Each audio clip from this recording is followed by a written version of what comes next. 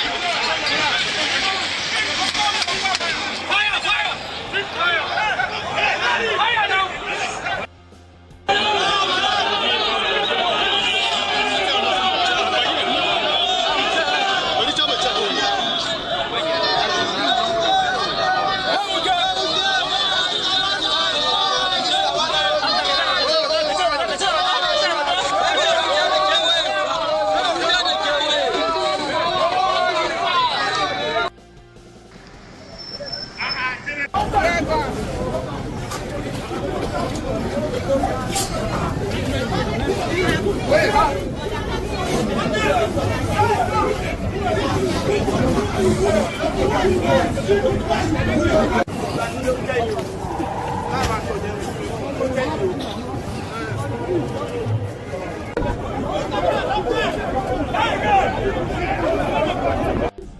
want to call on President Trump. What is at stake is not just genocide against Nigerian Christians.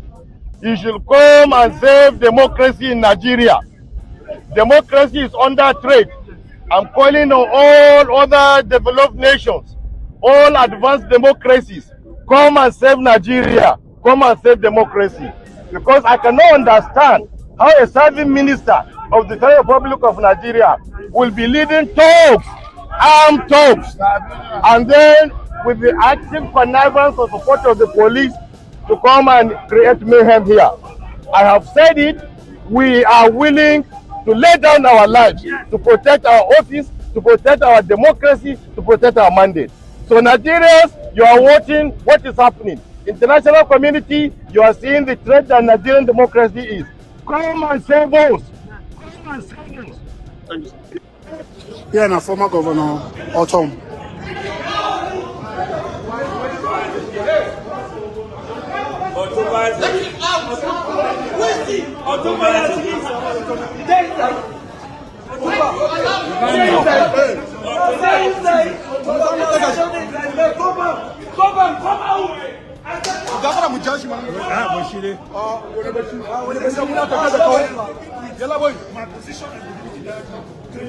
This is what you are PDP. Chairman,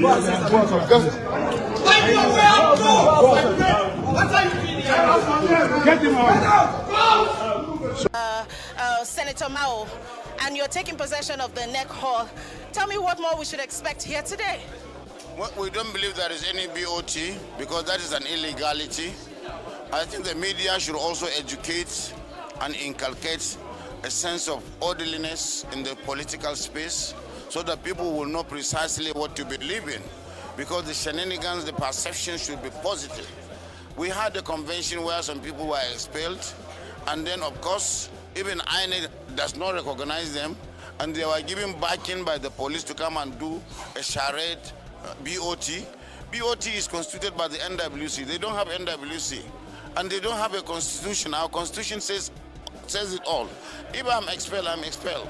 And it is not me or Seyi Makinde or any person that is expelled. It's the convention of all the states of the federation. Yes, sir. The showdown you are saying is a showdown between good and bad. Yes, sir. The Wike group does not believe in your convention of Saturday. Matter of fact, I spoke with Senator Samuel Anyao earlier on, who said he will serve out his term until the 8th of December. Unless the convention has already dissolved his own term. So the convention can stop any tenure anywhere. So is your chairman recognized by INEC? Yes, he is. He is recognized by INEC. Because it's a legal issue. You should report what is on the ground. It's a creation of one man called Wike, who thinks that he can continue to pollute the political space by showing gangarism, animism, and hooliganism and charlatanism. And by so doing, he is not helping even the present administration. Madam, let me talk. You have asked me a question. You don't want me to say things. Then you can go. I'm talking about what is causing all this. We should go by the rule. Arrogance and impunity. You see, we were going, the access to go, they will go, but the police are sneaking people in. This is our secretariat. If they want to say they have a so-called faction, they should go somewhere. All the governors are here. All the senators, all the members of the House of Reps. Why is the media backing them as if they have something in common with us? The police should know that this is not a faction. It is just a splinter group. They want to scuttle and destroy PDP, destroy the opposition, and by so doing, destroy democracy in Nigeria. So the question I was going to ask you is that the other group are insisting that as it stands now, Senator Turaki's name is not with INEC. Barrister Turaki's name is not with INEC. That is their own feeling because they are illiterates. They are driven by arrogance and illiteracy and impunity, by impulse. They believe whatever their bosses in media press, that is what it goes even into their narration. We are driven by law. and by system. So Tanimu Turaki, after the convention, there is a report. We have already sent all the reports to INEC. INEC is not obliged or forced to attend any convention of any political party. Have you ever seen APC doing any convention? Did you ask them? But they have leaders and they are recognized by INEC. Why must you be the only person that you assess? Please, you should be able to be fair. Yes, sir. Sir, I mean, just one question, sir. You were at that convention on Saturday, and there were challenges. Nigerians were worried that they did not see INEC monitor the processes of that election. Can you speak to us about that? Yes. The Constitution does not force them to be there, but we must give them notice. We gave them notice, and they accepted and acknowledged. We have the acknowledgement that they got the notice. If they decide not to come, that is their own free volition. But certainly we have documents that we have notified them duly, and they accepted. Okay, so the convention is legal because all the court orders have been set aside by the appellant courts, because we have already made a plea and it has been put aside. So people should know the process of our legal system. So where do you see this ending? Should the Wike group not back down and you are not backing down? Where do you see this ending? No, they are just being supported and then by the police, and you, the media too. You don't tell them the truth, but they should know that it has come to an end. That's an end of hooliganism. You know, they should go and leave us alone. Must we be with us? This man, why is he working? Is he not working with APC? Why didn't you ask him? Is it moral for him to say that he would?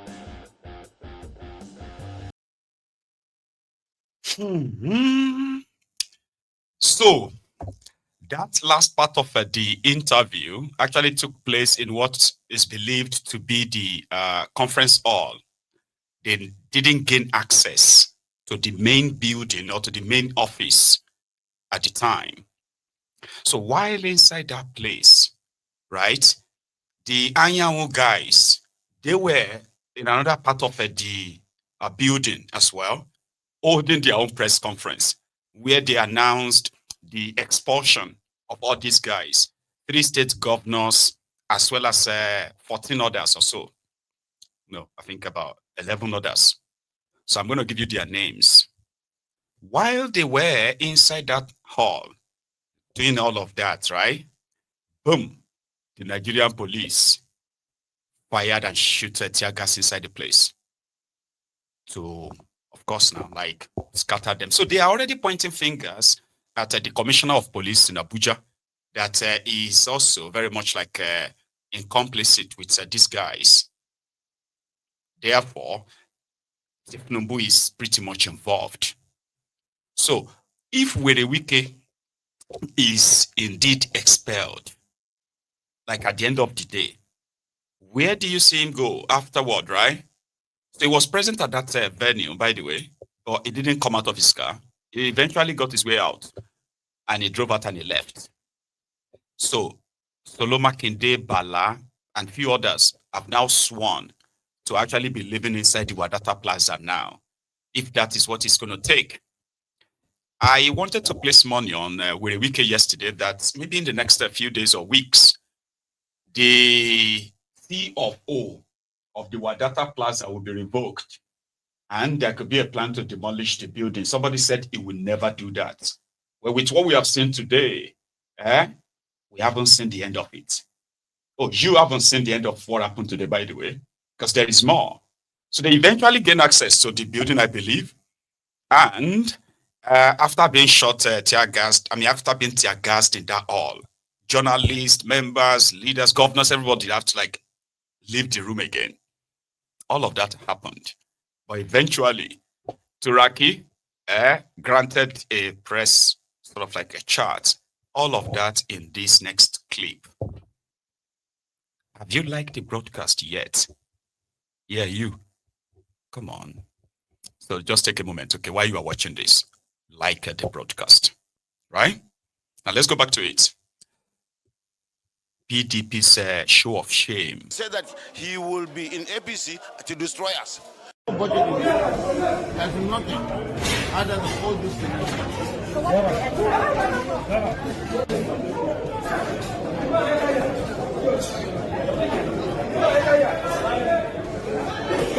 Seyi Makinde or nothing.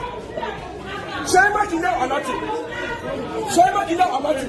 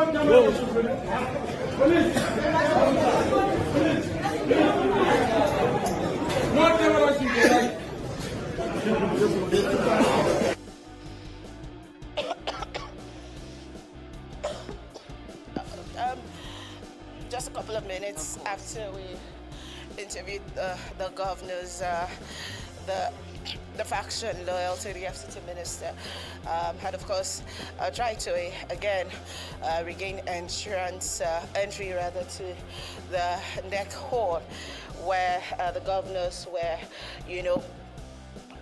were sitting. Recall that Governor Seyi Makinde had told us that even if it meant remaining at the neck hall for another 2 weeks, they were willing to do that. But just as the pro-Wike boys were trying to access the place there, were resisted by the Makinde Bala Muhammad boys, and then seeing that physical strength could not get them to get the governors to vacate the place, they released tear gases. They released tear gas in the place, as you can see. It looks like the governors, the Seyi Makinde and Bala Muhammad, people are now trying to make their way into the place. It's continually being tear gassed again. We may not be able to continue this interview. This is the handwork of Seyi Makinde and Bala Muhammad, two men who claim to be governors, who are openly violating two valid court orders and court judgments. They instructed their dogs to attack us and fire innocent Nigerians with tear gas. It's a shame. It's a shame. It's a travesty. I'm sorry, it's getting a little more intense. We might not be able to continue with the interviewers. Please make sure you're safe. Get medical attention if you can. We appreciate you, your resilience. Commissioner of Police of the FCT, I told him that we are coming today to have our inaugural NWC meeting, and I told him that our leaders will be here to witness this historic moment. And I also told him that we've seen in the social media some flyers purporting to give notice of NEC and BOT by the people who are no longer members of this party. And he assured us that he is going to protect us. He assured us that he is going to provide security for us to conduct our meeting.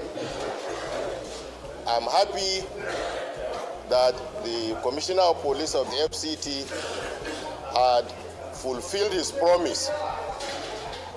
They have made sure that we've gained entry into our secretariat, and we're here addressing the gentlemen of the press. Now, however, due to some incidents that are occurred by those people who are the enemies of progress, who are the enemies of democracy, we have decided that this meeting will be postponed till tomorrow. Meanwhile, I want to appreciate our leaders, our governors, members of National Assembly, former governors, former ministers, members of BOT, state chairmen, and indeed members of the immediate past National Working Committee who have also come here to show solidarity with us. We in PDP